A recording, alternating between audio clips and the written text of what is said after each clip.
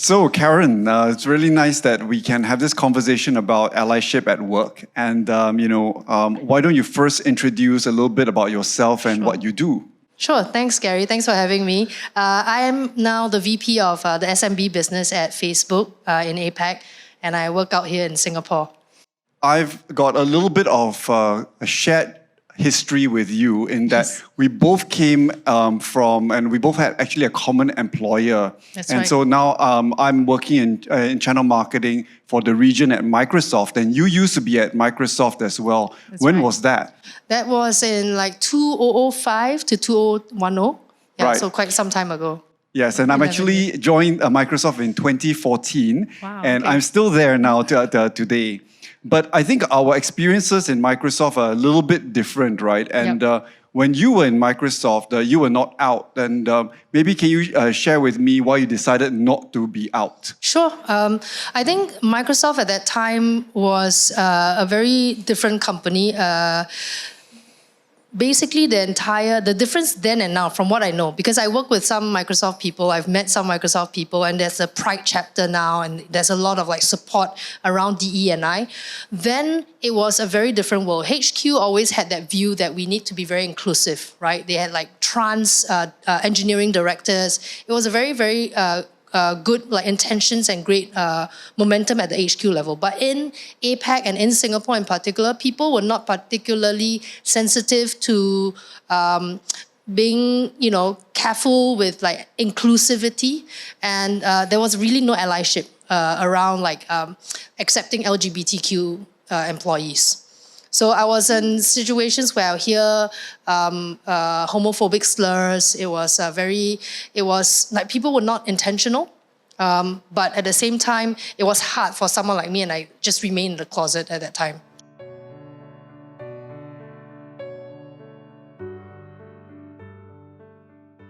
I think I talked about this recently as well with some of my colleagues, and I felt that by not being out, I was busy spending a lot of my energy pretending to be someone else. So I didn't bring my entire self to work. It was always like changing pronouns in my head, like pretending that I had a boyfriend or like I'm single, and it's very hard, right? And so instead of embracing who I am and then spending my energy like getting to know other people, building connections, I was unable to really like use all my strength and my energy to focus on things that could help me be who I am at work and help me do the best job I can at work. And I think through that, I actually failed and did myself a disservice, and I did the community a disservice actually in retrospect, because I could have, if I come out earlier, I felt that I could have like made change, right? I could have educated, I could have shown people that we are like everyone else. And created more acceptance earlier on.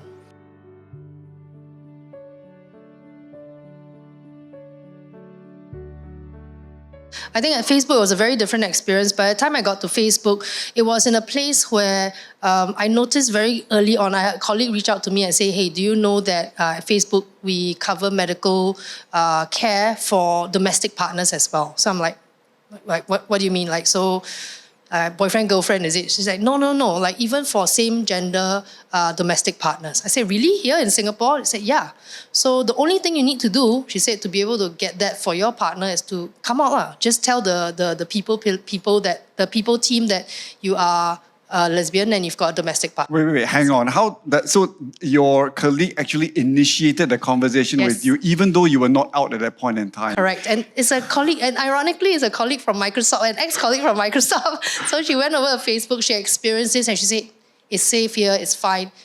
Just, if you're comfortable, you can just come out to the HR and the people team, and they'll take care of the rest. So important of how we actually model allyship by reaching out to other people. And it was so sensitive in the way that your colleague, broached that conversation. But, it took courage on her end, I guess, to being able to have that conversation and reach out to you, isn't it? Yeah, absolutely. I think this is like a case of like someone not just showing up and telling you that it's okay, and telling you the advantage, a very pragmatic advantage of coming out at work, but also doing it like very quietly on one side, just making sure that I'm comfortable and giving me that safe space. But I think the company as well created that safe space by extending the medical care beyond like the usual, cisgender, like heterosexual like relationships.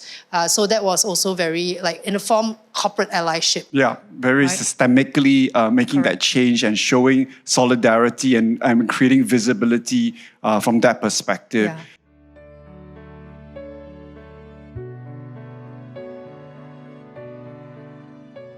When, like I told you, when I was not out at Microsoft, I felt like I was doing a disservice not just to myself but to the community. Here, having the liberation of being able to be my authentic self just ensured that I was able to be my authentic self, not just at work but at home. And then like eventually it came to like, okay, spiritually, who am I? Like, where's the right place I should be when I want to be in the house of God, right?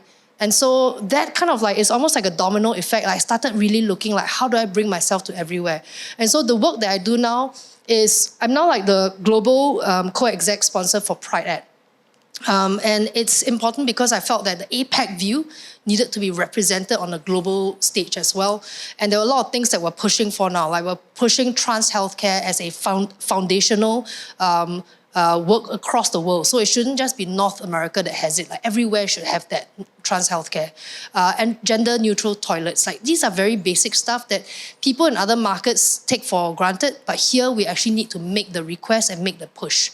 So these are a little bit of how I feel like I'm giving back. Because this has been a place that allows me to do my best work as well and bring my best self to work. Oh, what an incredible journey, and thanks for sharing. I mean, it's just so inspiring, the work that you are doing at Facebook, and I'm really looking forward to just looking for opportunities to be a better ally to other people as well. Absolutely, I think we definitely can do more together as well. But you know what, Gary? It's not just about like Facebook. I know like at Microsoft, things have changed, and I think one of the important things is like we need to strive for progress and not perfection. I would love to hear your experience at Microsoft after I left. Yeah, I joined 4 years after you left, I came over from an acquisition. So Microsoft has always been one of the companies I really wanted to work for, and I had all of these lofty expectations of the company.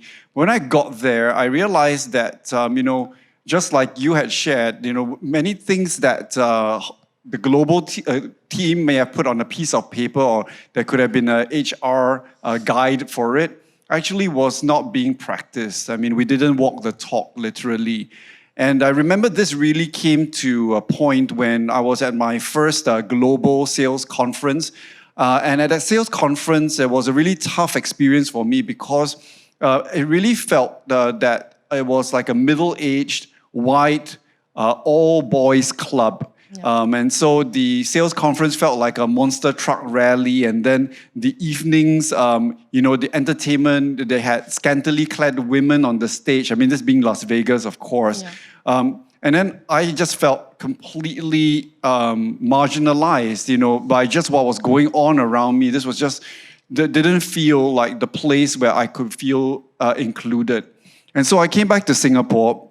And at that point in time, I also got a new boss, and she came from France. She had moved herself and her family over to Singapore, and she really reached out to me and became my first ally. And it was so important because she created this covering for me that I felt that if I didn't have it, I probably would have quit Microsoft now. And she said that, let's not worry about the culture of Microsoft. We create our own team culture, and I'm going to be your ally. It was very, very different from my previous employer where I was had made a decision to come out very similarly because of I was encouraged by the policies there. But because she is my ally and she made that first step, I decided to stay on.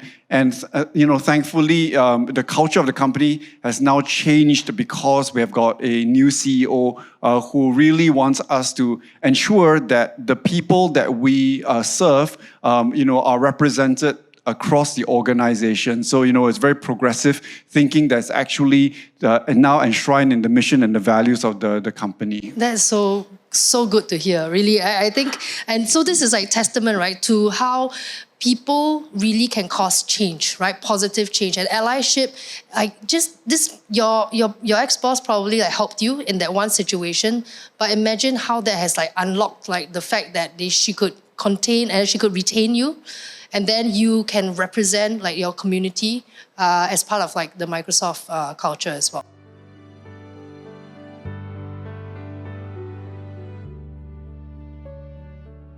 You're absolutely right from your story, and really resonates with me in terms of how bringing our whole selves to work allows us not to just be, good ability to be retained in the company, but also allows us to get the best out of every person, right? Absolutely. In addition to representing the people that we serve, which is a very vast diversity of all sorts of different aspects, right, and attributes. We also come fully as our authentic selves, and with and understanding that these different skills and experiences are celebrated, and we don't actually need to fit into a particular mold. But when we bring these differences over, and have a space for being able to be ourselves and to be listened to, we are able to see so many more perspectives. Absolutely. When coming to address a challenge or being able to build a strategy at work. And I think that this for me in terms of my faith, very similarly to your story, I think that bringing wholeness in a workplace environment and creating an environment that people can feel belonging to and thriving is about restoring, the individual, restoring community, and actually doing being a missionary at work. Yeah, I agree, because even now I have this massive sense of pride, that I'm part of a free community church. I can tell people, for example, today I told my colleagues I'm going to church later. I'm doing a recording for Pink Fest. They're like, what? And the truth is, when I look at this congregation, it isn't just about LGBTQ people. We've straight people. We've got people of different races, and they all come together and really are here showing that allyship, that community, that inclusivity that makes me, really, really happy to have found this place. Likewise. Thank you for this conversation. Thank you, Gary.